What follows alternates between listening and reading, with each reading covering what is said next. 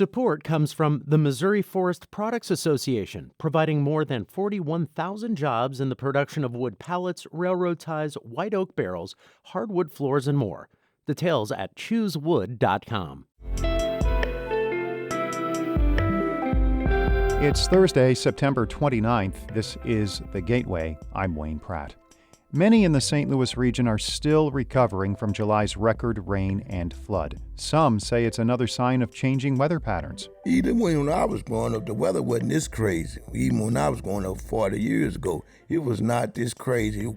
We used to tell winter, when it's winter and when it's cold. In just a few minutes, an East St. Louis man shares his story about trying to bounce back from this summer's storms. It's part of St. Louis Public Radio and NPR's Next Generation Radio project. The St. Louis Archdiocese says declining enrollment is behind the decision to close 2 Catholic high schools at the end of the academic year.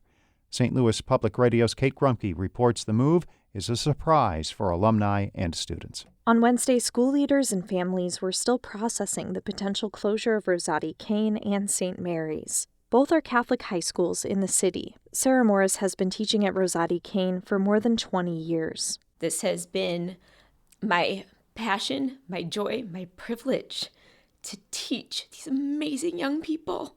And the thought of not having them in my life anymore it devastates me. It breaks my heart. Alumni at St. Mary's have been talking about ways to keep the school open. School president Mike England said that could be as a private Catholic school, separate from the Archdiocese. I'm Kate Grumke, St. Louis Public Radio. St. Louis County officials are reconstructing a historic school for black children at a Chesterfield park. County officials are carefully piecing back together African School Number 4. Black children were taught at that one-room school from the late 1800s to the 1950s. It's one of the oldest structures of its kind in the state of Missouri.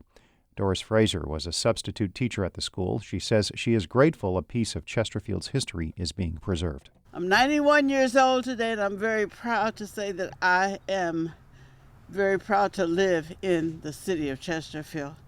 And I'm very happy that I had a chance to help black children. Officials say the schoolhouse should be reconstructed at Faust Park's historic village by the end of this year or early next. Members of the Missouri House will debate a tax cut proposal today. The Missouri Independent reports the bill goes beyond the scope of the special session called by Governor Mike Parson.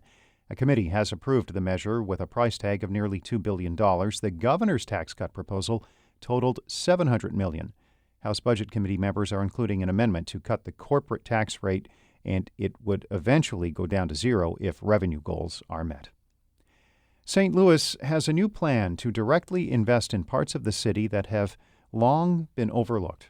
St. Louis Public Radio's Eric Schmid reports on the city's new economic justice plan. The plan seeks to ensure future development goes to parts of the city that have not historically gotten it. It lays out how St. Louis will build economic opportunity over the next 2 decades in specific parts of the city, like Dutchtown, the area around the new NGA site, Walnut Park, and MLK Boulevard. Neil Richardson is the president and CEO of St. Louis Development Corporation, which wrote the plan.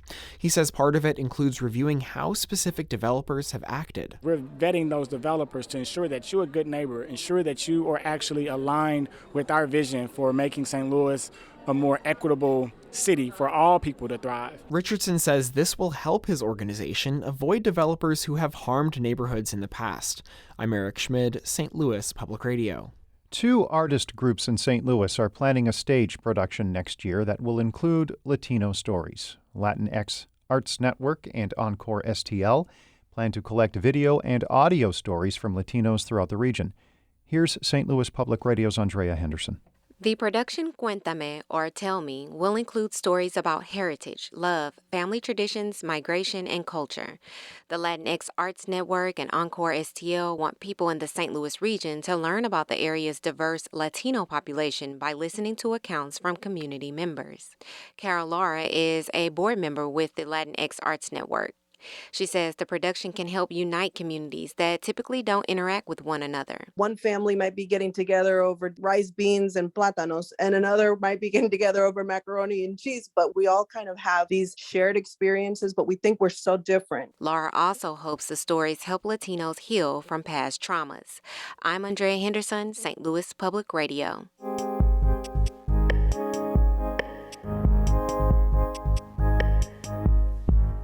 The difficult recovery from July's record rain continues for many throughout the region. The United Way of Greater St. Louis reports related flooding hit an estimated 700 homes. That includes Alvin Cooper's property in East St. Louis. NPR Next Generation Radio's Walter Thomas Patterson talks with Cooper, who is pleading for help. I have took out about 63 buckets of water, each with 3 gallons. And I filled them up at least 60 or 70 times. My name is Alvin Cooper, and I'm a storm damage victim here in the city of East St. Louis. And I was just trying to see, can someone direct me or give me the proper help that I need to try to get my house back in order. Right now, I'm still stressing because I don't have the necessary funds to fix the house, but I'm living. You know what I'm saying? I still live in the house and wait and work on it little by little until I get it together. Right now, I still don't have hot water because I need an electrician to come out and do the hot water tank. All my electrical outlets from the water shorted out. You know, I got electrical problems that have to be looked at in this house still. Now, this is my faucet in the restroom. I got cold running water. It works perfectly on cold. Hot running water is still cold water. So I have the water on, but I don't have any heated water as of this moment. So just like I said, right now I do the boiling water, take a shower, and I do that twice a day or when I need to. Man of my age, you know what I'm saying? If I was a little younger, maybe I could do a little more. But you know, you stand up, you trying to make ends meet and keep your utility bills paid and your electric bills and stuff paid, and you'll be hitting with all these other whammies. So you're getting behind even in your utility bills and other expenses that you need to help because you got to do all these long hours work to try to catch up for what the storm caused all you this grief. I had to pay out of my own pocket to get it repaired, to keep my yard and stuff cut, and my yard still is not cut properly with a push mower as what I could with the rider. All my equipment was damaged. To get it back, you know, straight all the way, about 15 grand. And that's cheap. All my tools and stuff got wet, my weight sets got wet. Just numerous of things, and equipment got wet.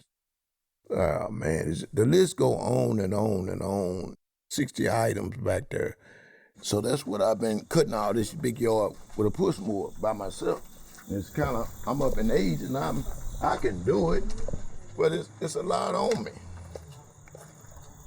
Because you got to cut this big yard, a half an acre with a push mower.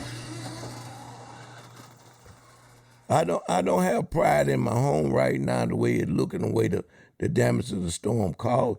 I was more happier before the storm came than I am after the storm came. I'm more down and kind of sluggish and depressed a little more now. Unless they go through what we're going through, everybody else, like it ain't happening to me, they simply just look over it. That's as simple. That's just normal way people think sometimes. Long as it ain't me, I ain't worried about nobody else. Even when I was growing up, the weather wasn't this crazy. Even when I was growing up 40 years ago, it was not this crazy. We used to tell winter, you know, when it's winter and when it's cold. I'm worried about the future generation if it's going to be in the future. Because the way it's going, I don't know if it's going to be another future, maybe another 20 or 30 years. My faith is number one, keeping me going to believe in God and letting me know that things going to change. And I don't have been a lot worse situation than this. And I prayed to God, and God helped me each time.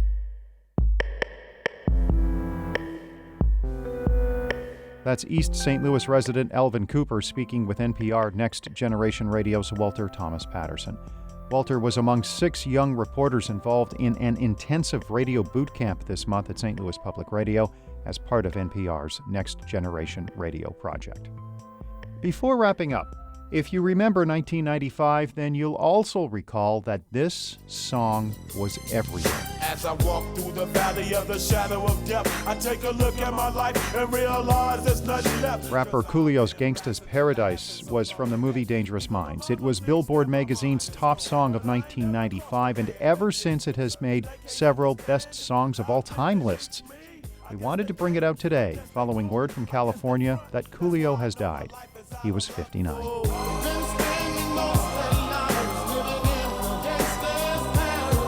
The Gateway is a production of St. Louis Public Radio, a listener-supported service of the University of Missouri-St. Louis. Music by Ryan McNeely of Adult Fur. I'm Wayne Pratt.